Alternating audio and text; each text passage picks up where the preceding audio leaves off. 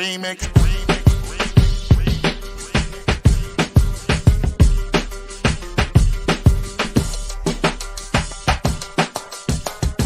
Remix. Remix. Remix.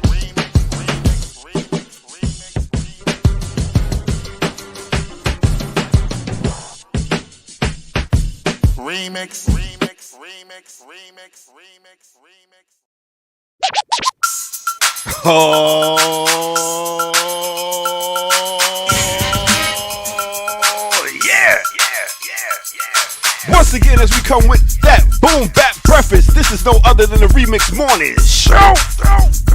I go by the name of the Ear Doctor in case you didn't know, and this is Black Liberation Media. Now, let me introduce you to the host of the most straight from the East Coast. DC, can you feel me as we represent and bring through Dr. Jared Ball.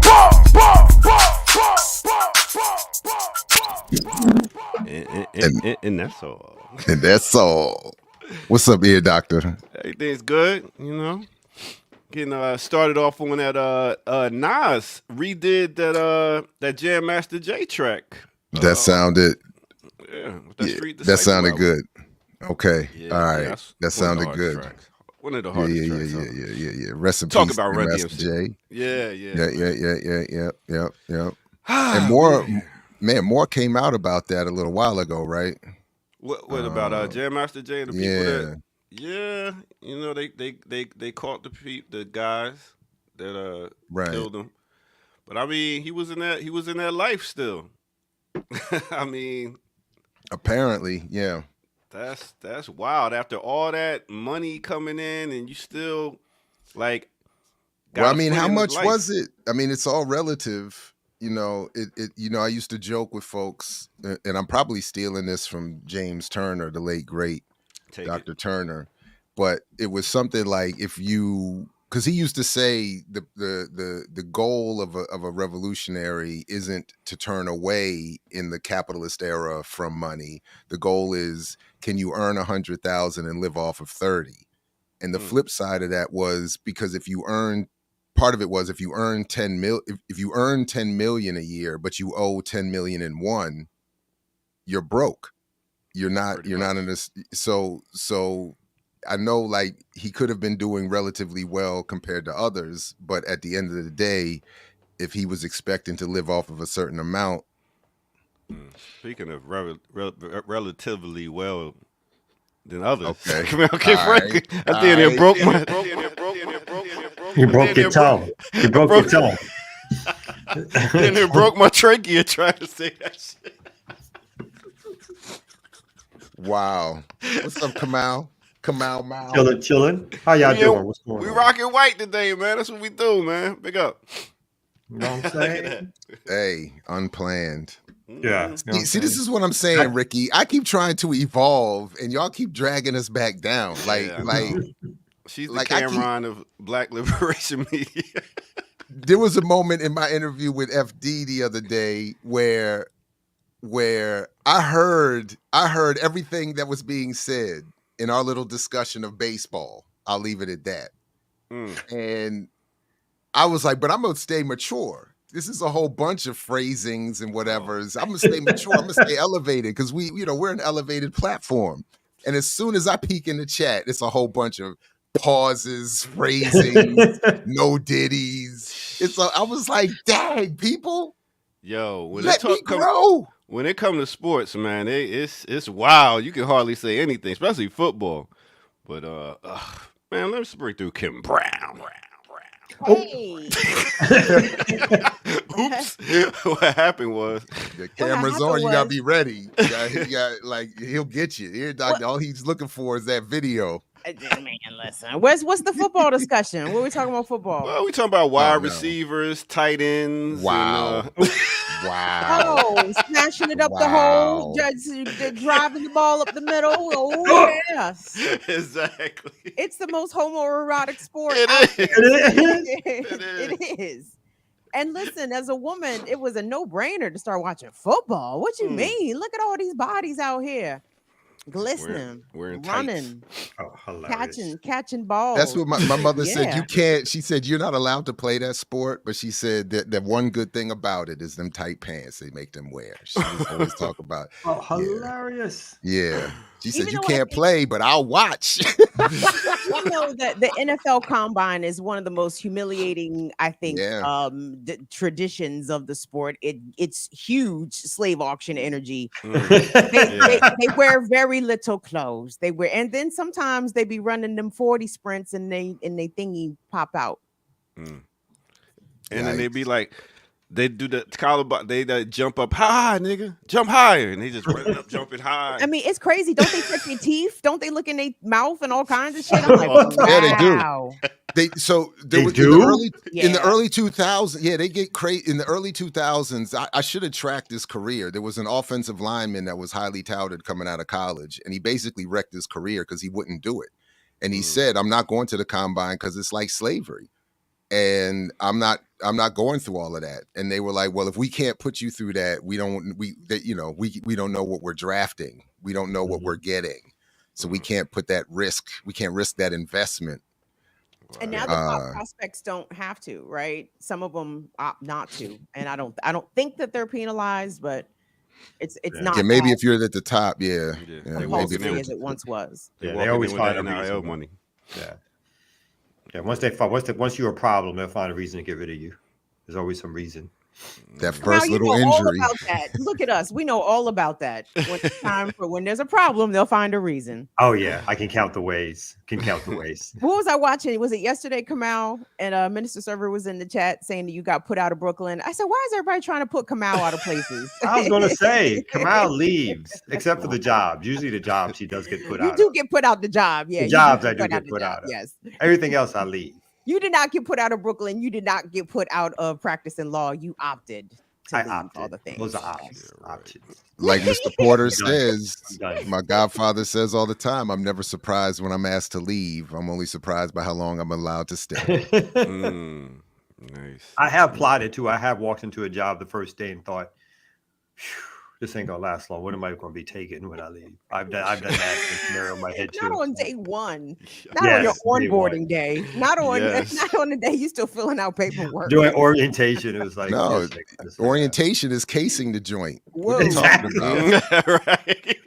Yeah, walk me through all of this shit here. Show me how all What's this room? Exactly. What's that combination? What's that code again? Right. Do I get that key? We were never going to be good laborers for the empire. We were never going to be good laborers, and yet I feel I have labored quite a bit for the empire. Don't you? They guys? still got too much. Absolutely, they still got too much.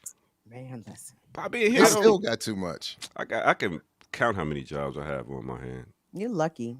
You said on one hand? Yeah, not. Oh wow.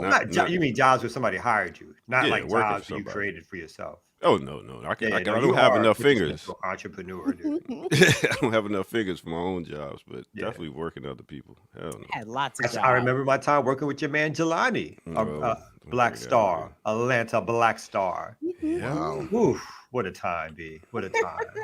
These Negroes loved to be bosses. Loved. That's you though. You don't love to be a boss, Kamal. Stop it. Not like them. Not like I want to call you in the office just to look you up and down. Oh, and to wow. say, you know what? I don't know if you should come to work today dressed like that or something like this. One time I took a lunch break. I was asked to speak at a school. And I was like, oh, can I get an extra 30 minutes? And I was like, why? I was like, I'm like, blah, blah, blah, blah. It's like, we don't know if that's allowed or whatever like that. So, I had to take the time. Oh, yeah. And then they called me or whatever like that. And then they wanted me to come in early. I was like, I got to drop my kids off. You already know that. But no, I got to come in early. You know what I'm saying? Then I have people who have no editing skills telling me how to edit. Don't get me started. Okay. I didn't get to steal anything though, because they busted me out before. It was like they caught me looking for it. Yeah, this shit is live. I'm telling no, my Hiram. I told Hiram it's not live. I was going to see if we can mess with him and put him in some sort of psychological stress. I feel like all the people on the screen, it feels like Jared and Kim had the most jobs. So I can see Kim working fast food, and Jared has already said how many jobs he had. The only fast food I worked was Pizza Hut for a hot second. But then I was delivering, or you was in the spot. I was answering the phones. I was taking the orders. This when they had the big red cups. Is this when they had the big red cups, glasses? I don't know. When I in '94, nigga, I don't know what they had. I was about 15. Trying to suppress these memories, ear doctor. Trying to suppress these memories. But then I worked Chuck E. Cheese, y'all. I worked at Chuck E. Cheese for 2 years in high school. Oh my God! 2 years in high school. I was. You did 2 years is a lifetime. That's a whole bit. Yeah. In high school, especially. Look at me with the work ethic, holding on to a job for 2 years. Now my grades, different story. But I had that job though. I did have the job. Sounds like the most of nightmares. Yeah. Just that's why they have high schoolers. Loudness. That's why they have high schoolers work these jobs. And don't get me wrong, there was big adults on the job. By the way, I remember like working with people with families and shit. I'm a kid, my damn self. But no, it was it was exploitative. I think I still have some of my Chuck E. Cheese paychecks, $5.25 an hour. You never even cashed them. You were like, why cash this? Oh no, come on now. I had bills, nigga. I had a pager bill, I had a car, I had gas. You know what I'm saying? I had to pay for prom. I was about to say you was adult. How old were you? I was like 15. You started working at Chuck E. Cheese. You folks with cars at 15. That's crazy. I live in Maryland. With no bus. Damn, you was rich. I mean, you could take the bus if you got 5-6 hours to get where you need to go. Yes. Because it's like one bus and it literally goes to every single place. And in the 90s, okay, and that's now, okay. In the 90s, won't no bus. You know what I'm saying? It was the connector ride going from Laurel Mall to Columbia Mall. But that was anyway. But no, yes, ear doctor, I worked a fuck ton of jobs. You know what I'm saying? So real quick, what's your worst job, everybody? Atlanta Black Star. Okay, that's your worst job.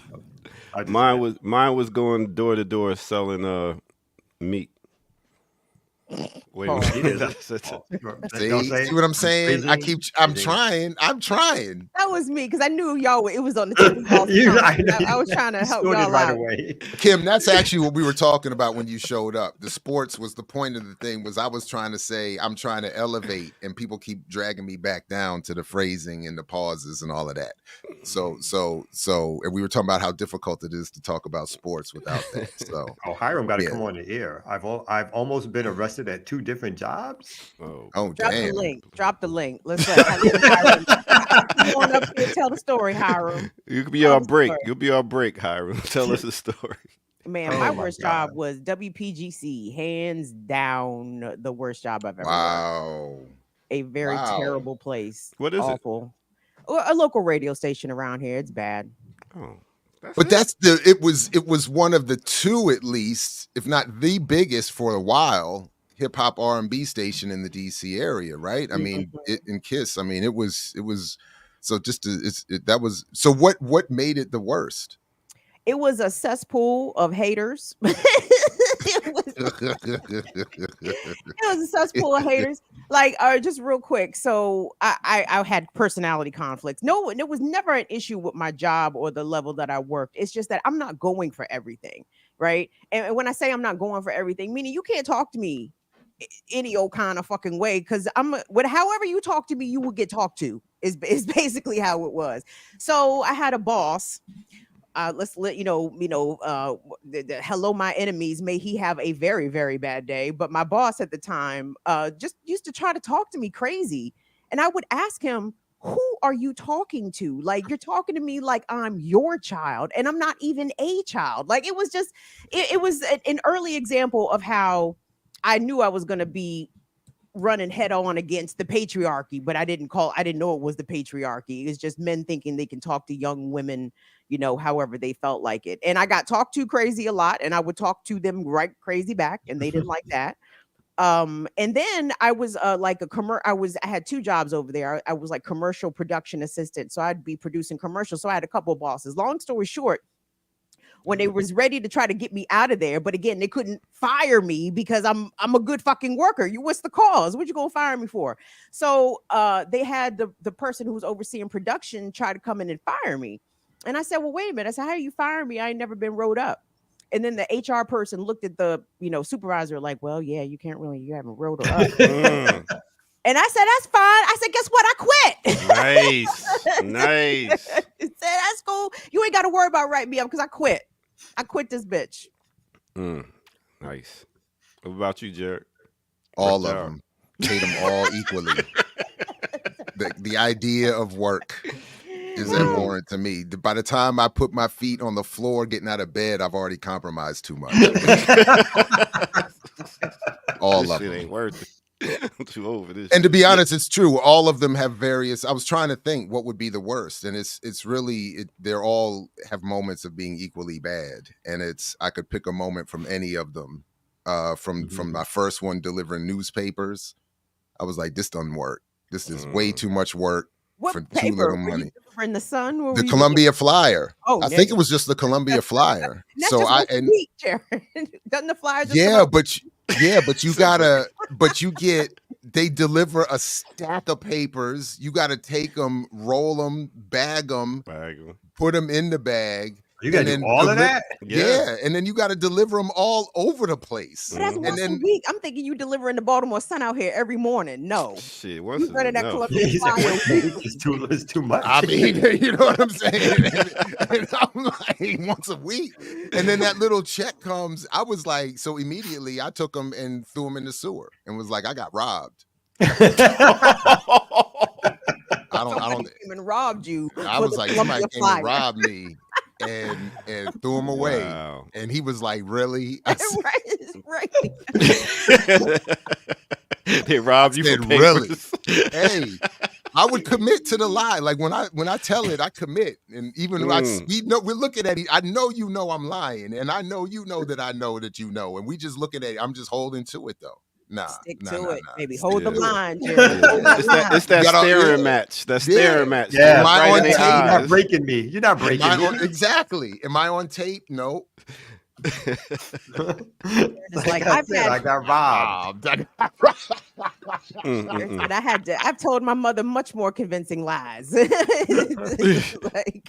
that's the disrespect I feel for the job. It's like I only got to come up with a good lie. It's like fuck it. Yeah, I don't got to pay. Why I ain't got them? Because they got robbed. What? Yeah. What? No. But the logic would start very quickly. But that I'm getting paid too little for all of that work. I'm still going to get mine one way or the other. So I just never calibrated the criminality, the quality of criminality. Like if I had ever gotten better, it might have been a different life. Yeah, you could have been in prison by now. Exactly. Doing some real damage. Exactly. What I could have been. You could have achieved a lot. I could have achieved a lot. Man, I wish I had been criminal minded on 9/11, y'all. 9/11 was the day to rob a bank. Oh, damn. Oh, damn. Allegedly. Everybody should have been robbing banks on 9/11, nigga, especially around here. Could you imagine the forethought? That's deep. Yeah. Planes hit and Kim's already like, where's the story? What's the time? What was going on out there? Now, right? Ain't no cops coming. They Put down. the car. They fighting terrorism. They can't fight this bank robbery. Right. Oh my God. So keep that in mind. If we get another attack on the country, y'all know where Kim would be.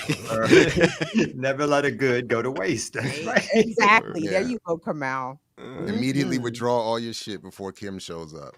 And to clear up everything, I was selling prime ribs on a meat truck, and I was vegetarian and trying to tell people how good the meat was. I did that shit for like 3 hours, and I was like, nah, man.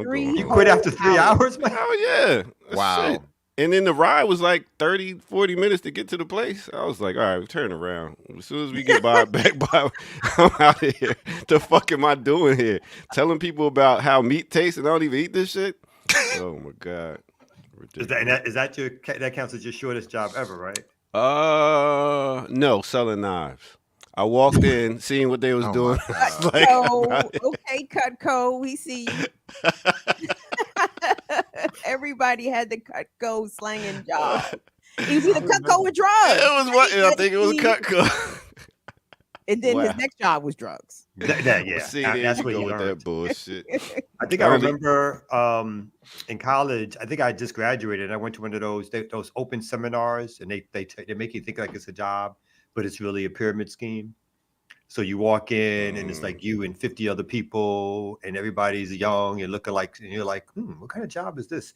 Then they start having somebody up there go through the whole.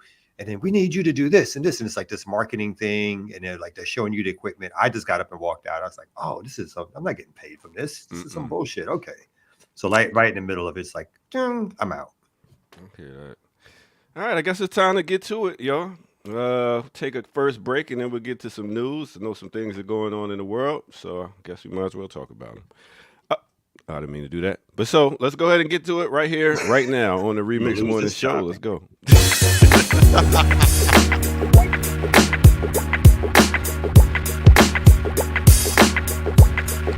Heard it all before. Big up, everybody. Welcome out to the Remix Morning Show. Go by the name of the Ear Doctor. Thank y'all for tuning in. At this time, right here, right now, I would like to ask y'all to hit the like button. Subscribe if you're new to the channel. Go to patreon.com. Become a member over there. And that way, you can get footage that's rare. And also, bottom of the screen, if you haven't seen, blkliberationmedia.org. Go there and donate. We are demonetized over here, so that is the only way we can make sure everybody and everything is taken care of on the production side. All right, with that said, I want to go and do a quick artist spotlight. So since we're doing an artist spotlight, let me get out of space and let me go to where the music resides. All right, let me talk about this sister. She actually was a one-hit wonder, so this is going to be very quick. She goes by the name of Sunshine Anderson. Yes, Sunshine Anderson. I got to perform with her a couple times here in Atlanta. She actually lives here now. And she performed her song, which was Heard It All Before. Now, she's coming straight out of North Kakalaki, Winston-Salem. And she came out with this song. What was this? Back in 2001? Yeah, 2001, she came out and hit the scene with this song right here. She actually got to get put out by and managed by the other singer, Macy Gray. I know we haven't heard from her in a while. Probably need to do something on her. And then she got on Atlantic Records, put this album out, tried to come out with some more albums, like 3 or 4 more. And really, this was the only one that hit. She also got signed to Matthew Knowles' record label. And he couldn't do anything with it either. So, yeah, that's it. She had Heard It All Before. That was her big song. And big up to the sister. She did her thing with this song. All right. With that said, let's go ahead and get back to it. This is the Remix Morning Show. Let's get back to the crew that you know. Let's do it. Baby, it's not what you think. That's what you said to me. But your lies ain't working now. Look who's hurting now. Shut you down. Love that track. Yeah, that's the party shit. And I love the Ghostface remix on Hidden Darts of that too. One of my favorites. And but Ricky's in there telling you that's not her only song. Oh my goodness, here she go. And that you being rude. Name another one. Name it, Ricky, because I can't call it off the top of my head. She did have another song, but I can't tell you what it was. Yeah, it's all good. Ricky. Didn't Macy Gray become some conspiratorial right winger? That's wild. I didn't know that. I've only seen her. She did the rounds recently on these competition game shows where you're, The Voice or whatever, and some other one. We saw her pop up on a couple of them recently, but I don't know anything else. I thought she was going to do well had a little acting career at one point too. Yeah, she was in Training Day. Mm-hmm. Not with that voice. You want to hear that all the time. It could work. It could work out if in novelty. Yeah, you're right. But she's an actress. She could switch up her voice, right? Mm-hmm. You ever seen the movie she did? Did she? Training Day. Yeah. No, The movie. The one movie. she did That not. one movie. She did not know. Mm-mm. Oh my goodness. All right, so that's your artist spotlight of the day. I'll catch you on the next break. Peace. Thank you, Ear Doctor. All right. What's So up? should we y'all? slap the map? Yeah, let's go ahead. Yeah, and slap it. Or two-step.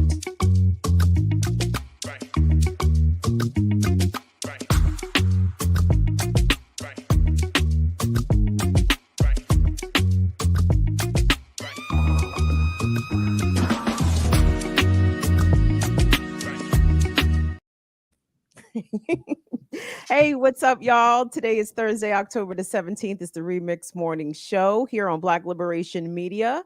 My name is Kim Brown. I'm joined with the esteemed Kamau K. Franklin, the also uber esteemed Reverend Dr. Jared Bowl. The Ear Doctor's in the cut. By the way, did you guys catch Tuesday's replay show where we did actually slap the map? And I was like, oh, slap the map. Oh, and then we had some unexpected guests. I said, oh, look at that. I said, what a difference a year makes. Oh wow! So all I saw were the unfortunately, no, I missed it. Unfortunately, Marley had her surgery that morning. Oh, how's the baby doing? And she's all right. But yeah, I mean, young lady.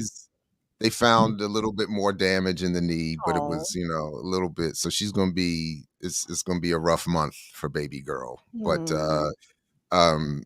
But so I did admit, but I saw the text messages and was like, uh-oh. Ruh-roh. I was laughing my ass off. I said, look at this shit. I said, wow, I didn't even know everybody was still cool a year ago. I guess we was. So it's all good. Just Only been a year. feel like we broke up years ago. But no, last year it was better. I was like, yo, we should play all those joints. We own them. I was like, I don't have a problem playing any of them. I didn't either. I mean, fuck it. It's a point in history. You know what I'm saying? It's part of this platform's historical record. Just like we can't erase Diddy from the 90s. You know what I'm saying? Oh my God. You can't erase the past. Oh, we should. Are we old enough to have like a nostalgia day where we play old videos from like 3 years ago or 4 years ago or when we first started? Yo, Jared got a box of BPM clothes. I'm telling you, you gotta bring them out. I don't. The hopefully the houseless of Baltimore are rocking. You gave them all BPM. away. Yeah, I gave them every single thing. Got dropped off. You didn't leave one. You didn't one to cut the grass. You didn't hold on to one. I don't. Yeah, I'm not like I don't even do the nostalgia. Like I'm like once is like cut all ties, erase as much of the memory as possible. Jared said, we exes. We are exes, nigga. Yeah. You was in the past. Yeah. It is true. For all my flaws, people have never had to worry about, like, I'm never confused with the stalker or the whatever. Once it's done, it's a wrap. Like, you never going with you on that. I'm not one to be. There is no reason for no reminiscing. I'm about to call you in 2 months and be like, it's like, if we're done, we're done. No. And y'all don't send out them feeler text. Hey, big head. No. or as the kids do, WYD. No. What you doing? What you doing? Oh, I was trying to figure it out. What you doing? I had to stop for a second to figure it out. The acronyms. No. But I'm open. If somebody contacts me, I'm most of the time I'm open to like a whatever. But if it feels like it's done, it's like, okay, I might be sad for a little bit, but I'm all right. I'll make it. That's the attitude. But we should have it like a nostalgia. Like what's a good nostalgic Monday at like 10 p.m. Run some old like Last Dope Intellectual, the year that Jared was on it the first year. This is like 4 years old now. Yeah. And it was I thought they were good. He's like, I did. I they thought were good. No, those were good shows. I'll admit they could have used some production help, some editing. It's bare minimum. Thank you, Latif. Throwback Thursdays. That's what I was Throwback Thursdays. Latif. Yes. In my head, I was going nostalgia. What day of the week starts with an N? That days. Was going through my head. Yeah. No days. No days. No days. Renegade culture. Oh, Yeah, some of them shit. joints on. Some of them Oh, joints fuck. was fun. And they were. I loved that show. I did love that show. Tri- But nigga, the tri-state was acting a fucking fool. Renegade culture between the tri-state and y'all niggas. Yes, y'all was doing a lot. yeah. I mean, hey, running back. We got 1,000 videos on this channel, 2,000 videos on this channel. Yeah, it can't hurt. We could get some replays. all right. All right. Well, all right. So anybody got somewhere they want to start with or further reminisce about? I got no news to start with. Erica did lace us, and one thing that did catch my eye here was these clips from Kamala Harris's visit to the Shade Room. Oh yeah. Sure. Should we check that out a little bit? Yeah. Visit to Roland Martin the other day was some hot mess. A mess. I did watch some of that Roland Martin interview, and I was more disappointed with Roland than usual, right? Like I take Roland to be a real journalist, right? I know Roland is capable of asking great questions. He did not ask great questions of Kamala Harris. And it just screamed of these questions were pre-approved and screened, and Roland is not at liberty to hit her with a follow-up question lest he never interview her again. Right. So that's he had basically it. A script. And it's a sad state of affairs. Like, it's sad. Like, she didn't answer all her answers was bad. So if she gave bad answers with Roland Martin, I can only imagine what this Shade Room shit is going to sound like. Well, thankfully the clips are short, so let's see what she has to say here. Is to give people first-time home buyers a $25,000. Oh, so it's the same down payment assistance, because what you and I know is a lot of folks want to be a homeowner, but they don't come from money. They don't come from some families that can necessarily give them or pass on a home or give them the equity out of their home to help them with the down payment. $25,000 down payment assistance just helps people get their foot in the door to then save up to cover a mortgage. $6,000 child tax credit. I'm expanding the child tax credit to $6,000 for young families, so that in the first year of their child's life, they have the resources they need to buy a crib, a car seat, clothes, knowing that all parents have a natural desire to parent their children well, but not all parents have the resources to be able to do that. Opportunity is to. So doesn't the average American citizen have $6,000 in credit card debt? Doesn't it cost $10,000 for a hospital delivery? So here's $6,000. I remember when I got that bill, I was like, "What? These kids cost money?" I was like, "What the fuck?" They cost money on day one. Come out. Like, charging me for delivering my kid into the world like this? Wait a minute. Did I get a bill? Our insurance didn't cover that. Did I get a bill after that? I just got fired from the sheriff's job. Oh, okay. What's the thing? Fired from the where? When we talked about bad job in Mississippi, I worked for the sheriff. I got the sheriff elected, and I worked for him for I lasted like 3 months at best. You was working for cops? Right. I told y'all this story. Mal We has were told taking us over this is a Jackson, great. Mississippi. Yeah. Hit him in the head with all them books behind him. Every single book. It was a mess. At one point I thought he was going to like shoot me in the back of the head and drop me in the ditch, because I went back and told my people about the command structure. The next day I walk into the office, he's like, "I know what you did." I was like, "You got wow." In my head, I'm going like, "You got fucking spies in my organization?" Yes. This is crazy. Wow. I kept it Wow. cool as the other big dude, like his deputy, stood behind me as I sat in the chair and he sat on his desk. I was like, what the fuck is about to happen here? Okay. Was that all Yeah, for that's true. Kamala? No, we got a couple more. No, I they just got wanted more. No, to- I'm sorry. I wanted to. I wanted No. to go I back. thought it was about to. I just I wanted to didn't give know Mal Kamala had room worked on for that the- one. Yeah. worked for the pork. I didn't. That was I worked for the news to pork me. for about 3 or 4 months. I got the pork Jeez. elected, and I worked for the pork. God damn! What happened to you? Was you depressed? What kind We of were work did you go taking through? over Jackson, Mississippi. Oh, okay. We got the first black sheriff, your mother. We got the Oh, first black sheriff elected. And then when we got him elected, he decided he was going to bring in all his white conservative boys. After he used us more than we used him. He wanted Chokwe to be Chokwe, who was madly popular, to campaign for him or, support getting the first black sheriff elected. And once we did that, he was like, oh, I don't know about all this black stuff. And he was dumb. You know what I mean? Like, he's classic dumb, but he outsmarted us in that way. We just took him as like a dumb old country. Like the whole stereotype is like, this dude is not this bright. But armed and dumb. Yes. Armed with a license. But not dumb though, right? Hit you with that country finesse, hit you with that slow talk and think fast. You know what I'm saying? And then he lost the next election. So well, he didn't. Yeah. So, but I'm sorry. Back to the other cop Mala. I think I've only been fired. The only person I would have known to have been armed when I got fired was the woman that owned that bar. But yeah, because I was trying to think, have I been fired by somebody that I know was armed? Anyway, what were you doing in the bar? I was bartending. Okay.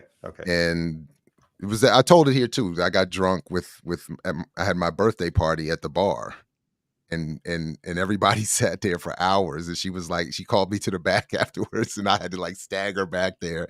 And she was looking at the receipts, and she was like, the bar was full all night. It's like $50 in here. And I was just like, she was like, don't come back. And I was like, all right. But she was a tough old Asian lady, man. She did probably, I'm sure she has something under that desk somewhere behind that desk. It was $50 in here. It was something ridiculous. It was crazy. I did very little to cover my tracks on that one. And I mean, because we were there for hours, just drunkish, and I'm the drunkest one. I mean, it was a bad look all the way around. But yeah. All right, so here we go with number 2 here. Maybe pun intended. Here we go. We capped the cost of prescription medication at $2,000 a year for seniors and capped the cost of insulin at $35 for our seniors. That's what about everybody else? Our Don't parents, matter. Black This shit took 5 years to kick in. right. Diabetes. His plan would eliminate that cap. So part of the reason that I am out here talking with folks, listening to folks, is to make sure that I am communicating and letting them know about the real contrast that is being presented. We kept. So remember when they used to tell us that Obamacare was going to be the step towards universal health care? Remember that was the line, like we got to take steps. And now she's all she's talking about is we're holding the line at these ridiculous standards. And meanwhile, still telling us that Trump is going to make it worse. So it's like, but what about advancing the shit? Thank you. Thank you. Where are the new ideas? Like, where are the ideas to go beyond the established status quo that you're trying to hold the line and maintain on? And for them, the Biden administration and her campaign to keep regurgitating about the $35 cap on insulin for seniors. We have a $2,000 cap on prescriptions for seniors. There was a study that came out, I think, from Case Western University that tracked over 600,000 children who contracted COVID during the pandemic. And what they found was 50% of children who contracted COVID either will develop or have developed type 2 diabetes. Okay. Wow. So when you talk about we got $35 cap for insulin for seniors, it really omits the whole swaths of population of this very unhealthy nation that has diabetes. So I'm happy that seniors got that, but what about everybody else? You got to make it to old first. Well, we know how that's going for Gen X. Right. Not well. I mean, really, yeah. Not well. All right, so this one is a 2-minute clip, slightly longer, because it looks like we actually get to hear a question being asked. Though it's clear, the script is pretty clear. You're saying Black men aren't as, quote, excited or fired up for you. How do you respond to that? Well, that's not my experience. Okay. That's why I didn't marry one. That's not my experience. 2, election day has not arrived yet. Okay. And the third point that is probably the most important point is this. You know, when journalists ask me this question, I often will say to them that let's be clear that your underlying premise is not an assumption that I'm supposed to have Black men in my back pocket in terms of their vote, and that I should be taking that for granted, because I don't. Black men are no different from anybody else. They expect that you have to earn their vote. And that's why I'm out here doing the work that I'm doing about talking with folks, listening with folks, because I'm running for president of the offering United States. cryptocurrency. Right. And it is incumbent on me to earn the support. And that is why I'm talking with folks about the work that I have done I feel in like my she career, slowed down on whether this it question. be in particular as vice president, what I've done to put more billions of dollars actually into community banks to increase Her access to first part was capital a for smart small political business owners. answer. It's not a Even bad before I was political running for president, I convened a bunch of Black small business owners, all who were men, and I purposely convened them I brought them into my ceremonial office at the White House to have a meeting about what their needs are and to make sure that they have the information about what's available to them in terms of financing, capital, and access to capital, support for what they want to do in terms of building or growing their business. So you sent them to the So website. that's the kind of work I will continue to do. But here's the other thing. I can't stand this lady. I'm tired. Why does she sound like a didn't go to drunk Howard. auntie? She did seem to slow down in that answer. She seemed like I don't know. It just sounded weird all of a sudden. You got to put back up her. I think Jackie put it up the other day. Her list of what she's doing for Black men and others. It was too and hilarious. others. Yeah, and others. That's it. It really did say, like, we're opening up, like, what was it, like 25,000 for 10 million people, some weird ass shit that added up to like $20 billion, which is never happening anyway. But at the end, it said for Black men and others. It's like, yeah. So. No, and when she said, to your point, when she talks about her crypto thing, she says this. She at one point was saying, I think to Roland Martin, the crypto is specifically going to help Black men. My policy around that is going to help the Black men who are investing in that space, and it's wild. It's ridiculous, and that's a better word for it. It's ridiculous. So one more here. This is where she's gonna bring it home and get us all on her team. Here we go. If you didn't go to Howard, is there another school? I can't imagine a world like that.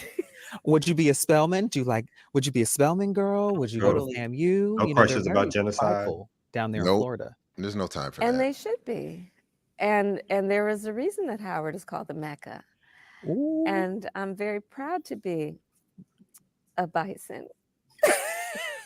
See, we all have fun with each other. But you know what? We have fun with each other because here's the thing that we know, all of us, you mentioned all the schools, whether it be Spelman, FAMU, all HBC. all these schools. So what is those other Black schools?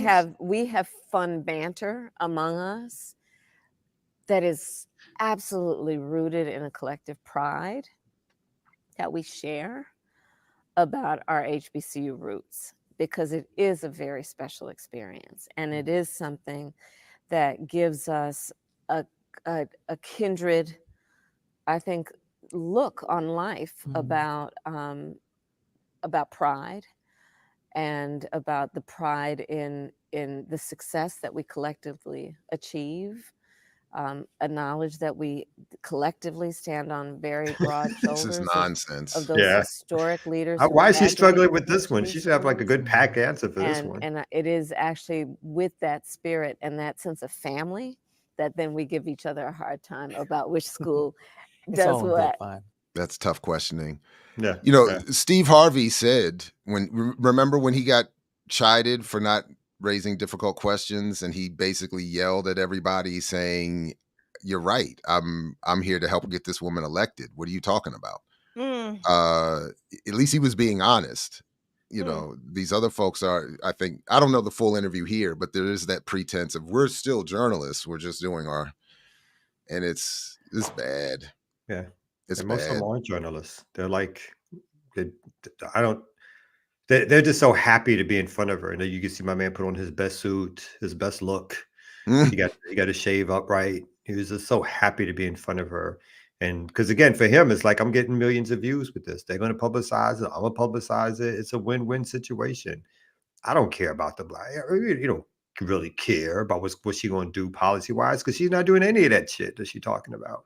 All she wants is to be on, and for whatever reason, she's been told that she needs to go down this road to get that to shore up the black vote because apparently although again she's getting high percentages, it sounds like the turnout may be lacking, and that they want to try to get the amount of people coming out to vote up. So apparently that's her big thing or whatever. I'm confused. Has she been asked about Marcellus Williams in any of these interviews? Nope. Not that I've seen, no. I mean, as a prosecutor, I'm a prosecutor. As a prosecutor, are you not worried about a disgusting miscarriage of justice where an innocent person was put to death, a black man? You ain't got nothing to say about that black man, Madam Prosecutor? Didn't the Biden administration just end TPS, the temporary protected status for Haitians, Venezuelans, Cubans? 500,000 immigrants are about to lose their protected status under the Biden administration. I was deeply disappointed in Roland Martin. Again, he asked her about immigration.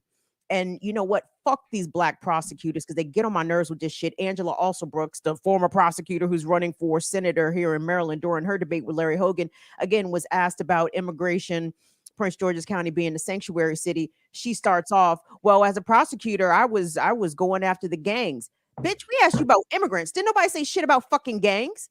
Like, it's a situation that everyone coming across the border is a fucking gang member. Like, how disgusting and gross is that? And Kamala Harris, same way. When Roland asked her about immigration, well, I prosecuted transnational gang members. Bitch, what about the motherfuckers picking the strawberries? What is you talking about? She said, don't come. Cop MD says, what's wrong with this answer? Dr. Ball also stutters. I appreciate being made the standard for all political commentary. And,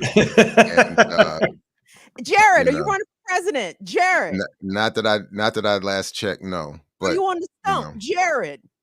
You know. But I don't think we're making fun of the stutter as much as the content of the response. Give a damn about this lady's stutter. Yeah. That wasn't what we were talking about. I will say this. Let me give her a little bit of credit. I'm impressed with her stamina. Because, nigga, I'm 15 years younger than her. I'm looking at her schedule. Nigga, I'm sleepy. Okay. Kamala is everywhere. Okay. I'm tired watching her.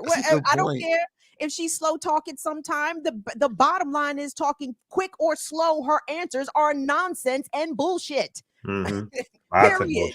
She say the shit fast or slow. It's the same goddamn shit. At any tempo, at any time signature. Thank you. Talking about that's another reason they had to replace Joe Biden. It's like he couldn't keep up with that schedule. It's like, come on. There was no way. Could you imagine the good TV we would have had if Joe Biden was doing all these things? First of all, Joe Biden to this goddamn day. It drives me crazy to see Joe Biden answering questions as he's walking to and fro Marine One, right? Why is it acceptable for the press to holler out questions to the president with a helicopter whirring in the background? And this has been how Joe Biden has answered questions from the press for 4 whole years. Because he's not doing no press conferences. He's had like 3 in his whole presidency. This nigga George W. Bush used to address the media weekly, y'all. Like, and it's amazing to me that these presidents don't have to do that anymore. I'm like, nigga, if W stood up in there and answered questions, how come Biden can't stand up in there and answer a couple questions once a week? Even Bush, you're right. That's a really good point. Bush did it. He did them so often that he got Helen Thomas removed for a while because he was like, I'm going to keep being here, but we can't both be here. I'm in here asking me these motherfucking questions about Palestinians. Like, get her out of here already. No one with hard questions is allowed. Yeah, but he was at least showing up.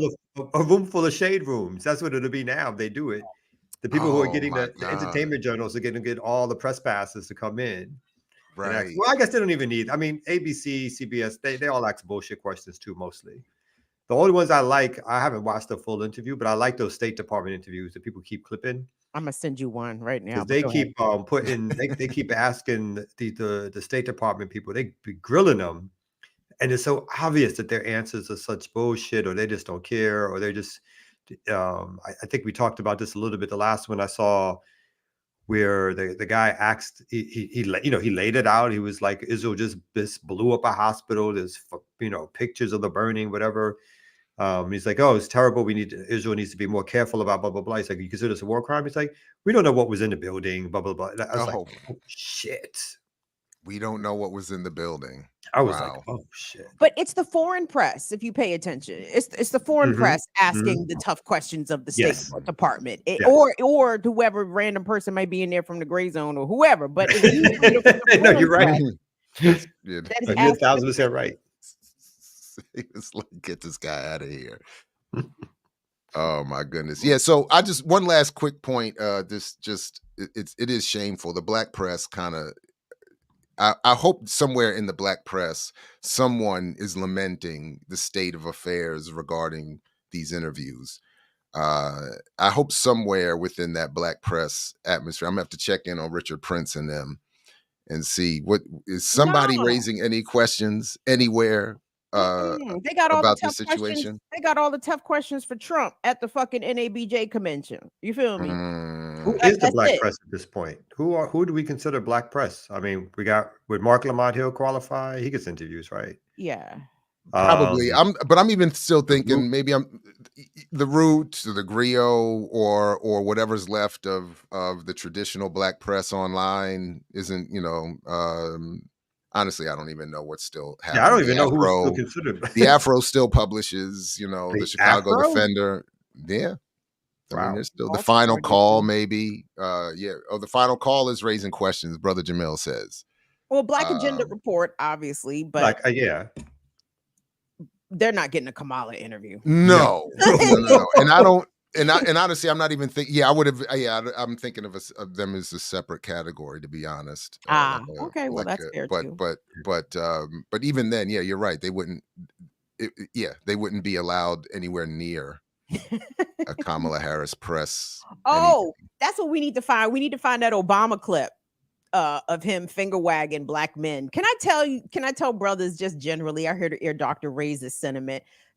Men, gentlemen, don't feel bad about publicly criticizing Kamala Harris, okay? Because there's sisters out here standing with y'all too, okay? Like we can all be ain't shit together in the eyes of the bougies. That's okay, because I don't even take it as misogynistic when black men say they're not going to vote for Kamala Harris. They're entitled to make their political calculus however they choose to. Some may be doing it based on misogynoir reasons, but others might just be paying attention to her answers and to her stances on particular issues. Like it is perfectly valid to not vote for Kamala Harris and totally valid to criticize her publicly.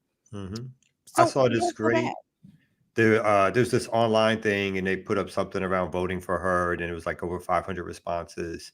What was great about it was like the amount of people who were questioning her and questioning why they won't be voting, or putting statements about, I can't support somebody who supports genocide, or whatever, talking about her thing.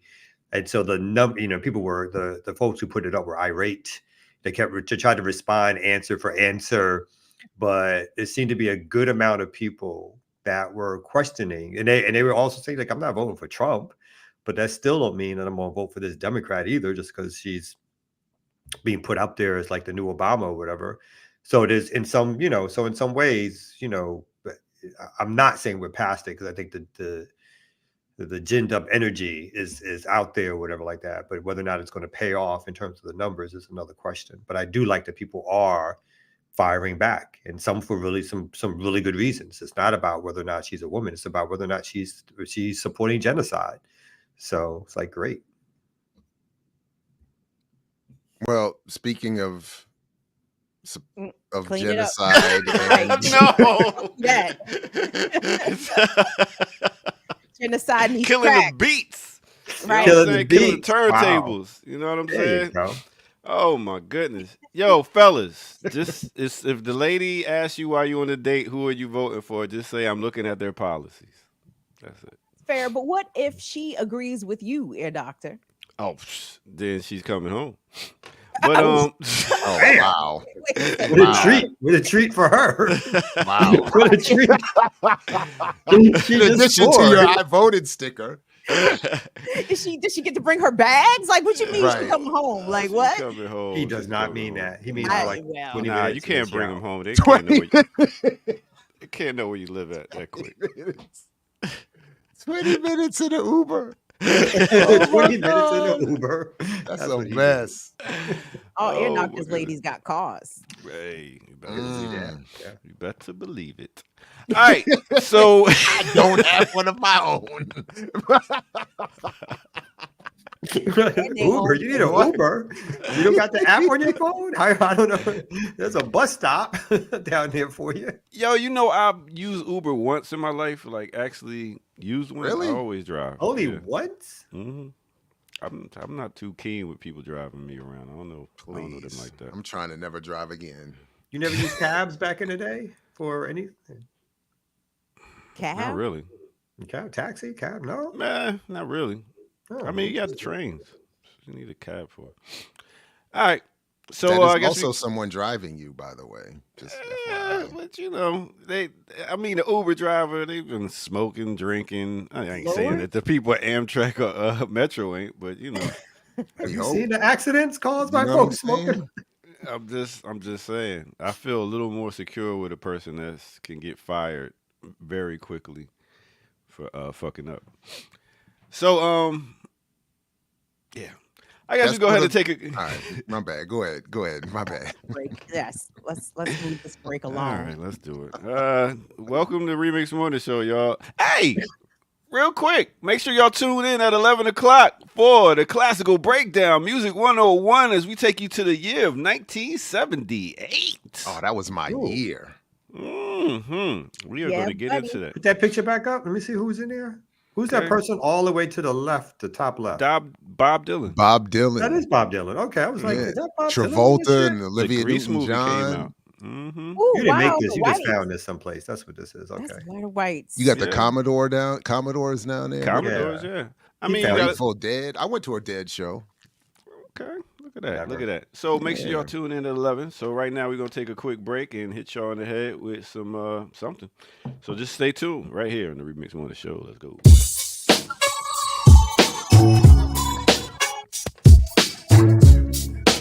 Baby, why don't you love me for free? Da, da, da, da, da. Big up to Akinelli. Yo, thank y'all for tuning in. I'm in the living room. I was sitting and watching some great programming, and I said, man, Black Liberation Media got some shows on it. So I started watching the new Brokish and was like, oh, they're back, season 10. Let's see what they talking about. So let's see what they was talking about here on Brokish. And so the question of if Israel doesn't have the right to exist, then why do the Palestinians have a right to exist? And it's like, what you talking about? Yeah. and the whole time, just the smug way that he went about asking the questions and how he just dismissed the idea of there being a right and a wrong as relates to genocide, as relates to apartheid, was mind-blowing. And the thing probably that, and this should not have pissed me off the most, like it should not have been, it was the least egregious of all the things. But at the end, when he said to that black man, Ta-Nehisi Coates, and looked him in his face and said, we're going to still invite you to the holiday, I wanted to jump through the computer. I was like, and I was mad on two sides. I was mad at him for acting as sort of this gatekeeper to this polite society where, you know, we will still let you come through the front door. You don't have to go around back, Ta-Nehisi. And I was so mad at that. But then I was also a little bit mad at Ta-Nehisi because he laughed. And I'm like, Ta-Nehisi, if he sent you the invitation, I feel like you'll go. Let me find out. It's a lot more on that new episode of Brokish, so make sure y'all go check that out. Hit the like button, subscribe, go to patreon.com, become a member over there, and also go to the bottom of the page and see blkliberationmedia.org and donate there. All right, now let's get back to it on the Remix Morning Show. Let's go.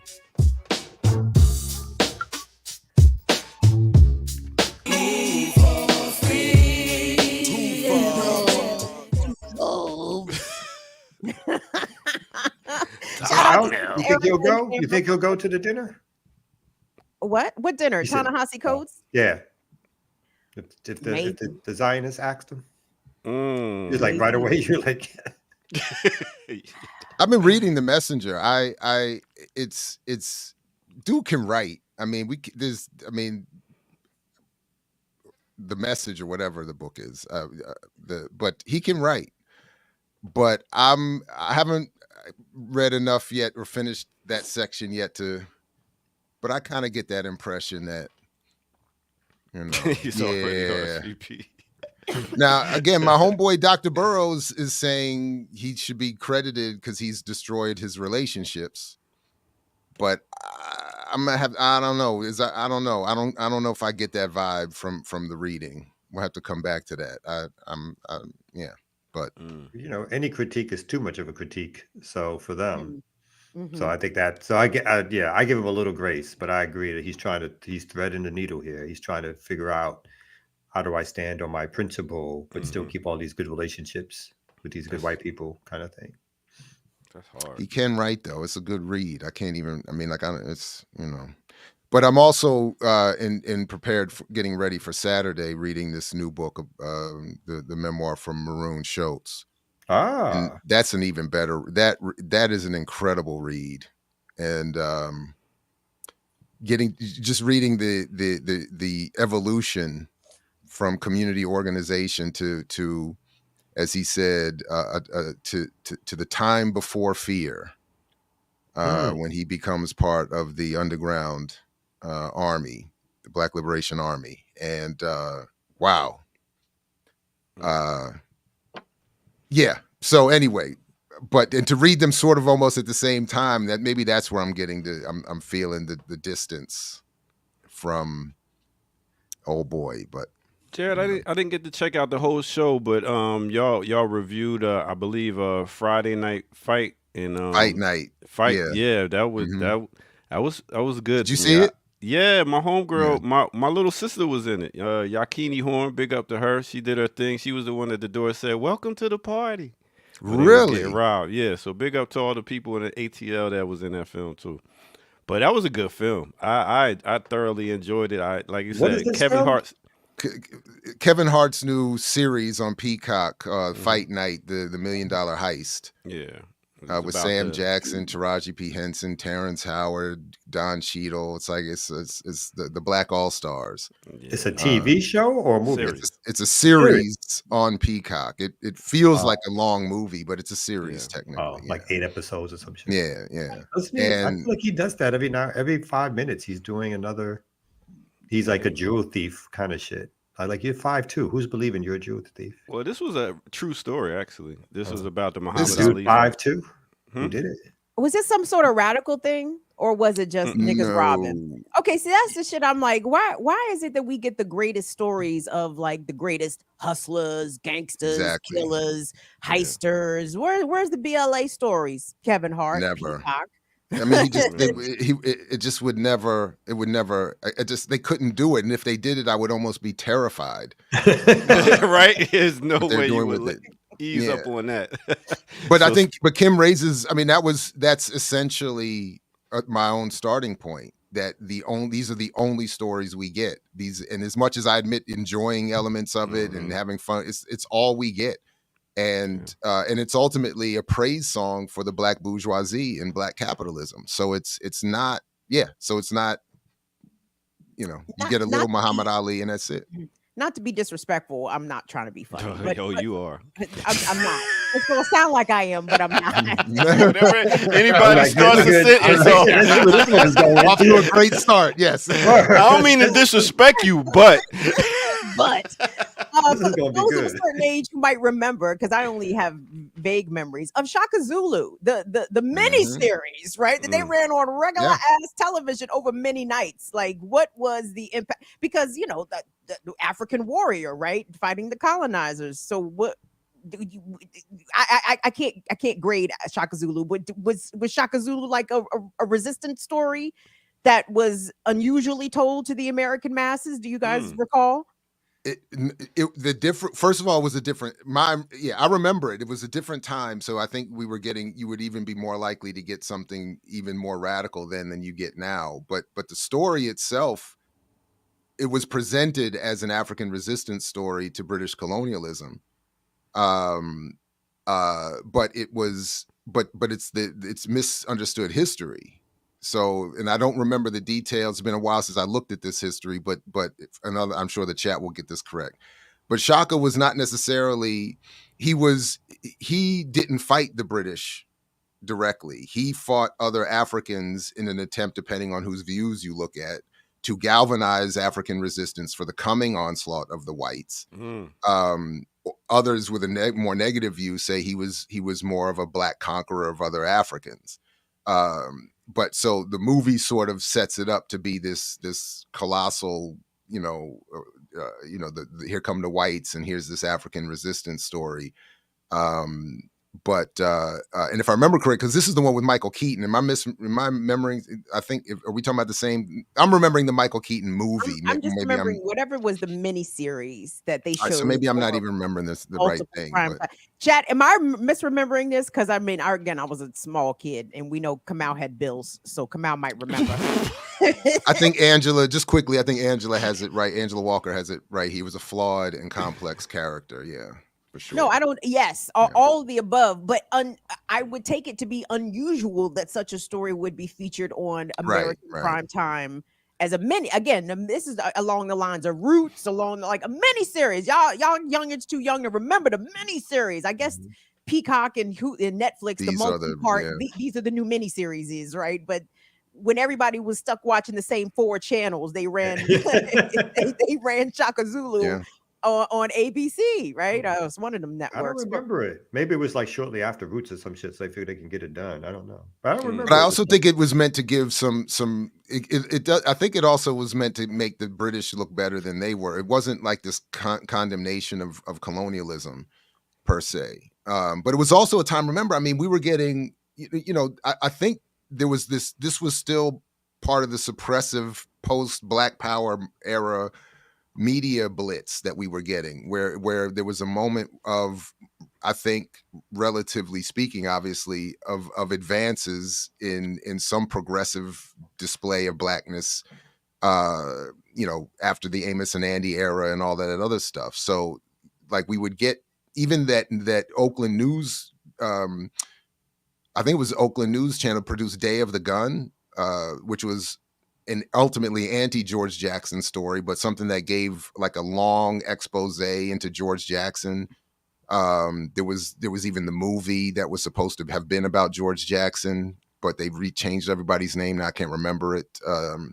There was a whole bunch of stuff coming out of Hollywood in general for a time that was more critical of the world in general, where there's even in one of the documentaries I used to show in my class where you saw Jane Fonda being given an orgasm by a man in a wheelchair, which was in one of those 70s movies, which was meant to be like, or something like that. Yeah. And it was discussed in this documentary as something we would never see today.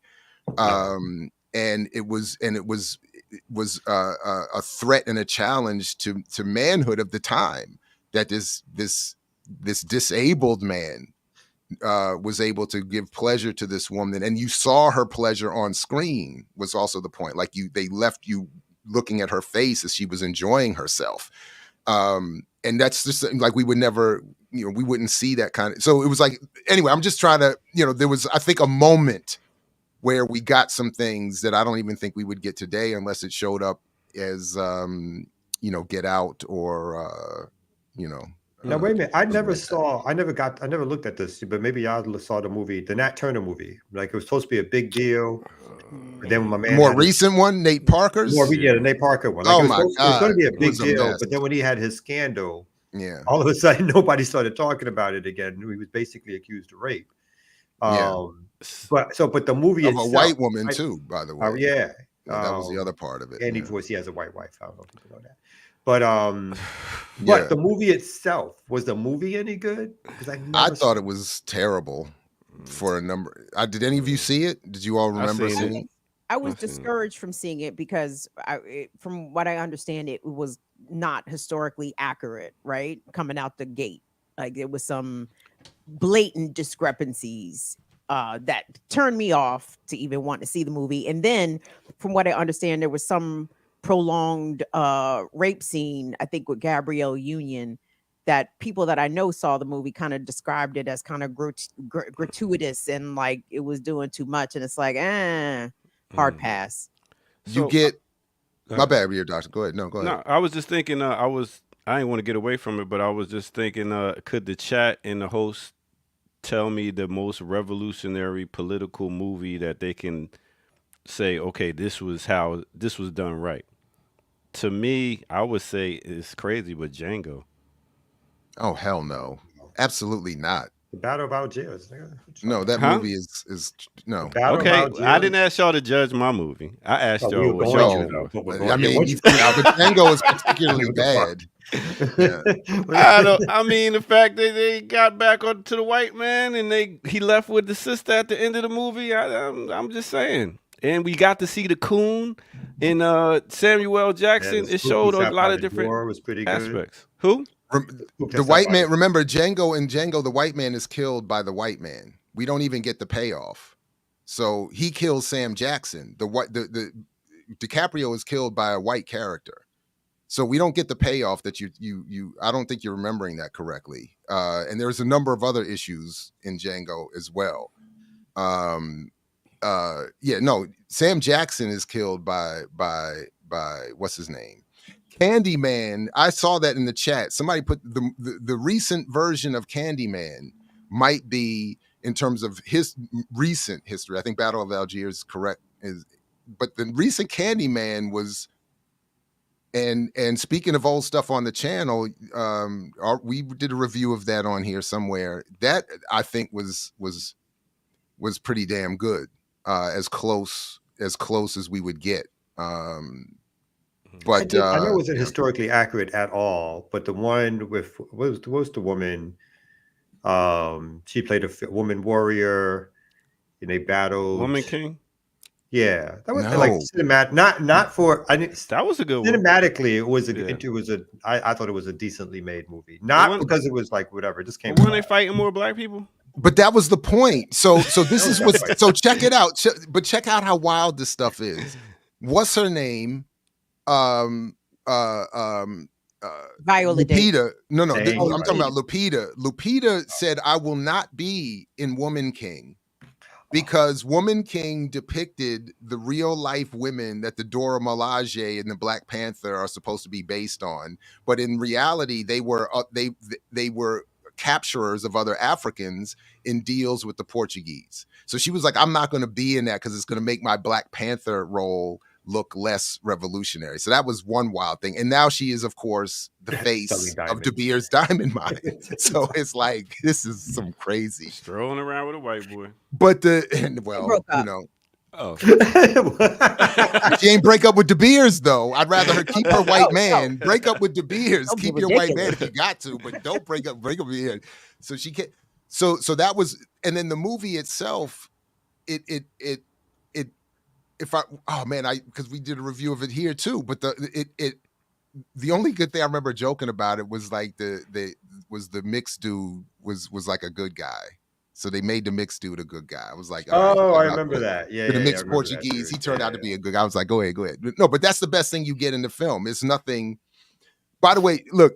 Oh, I forgot what I was gonna say.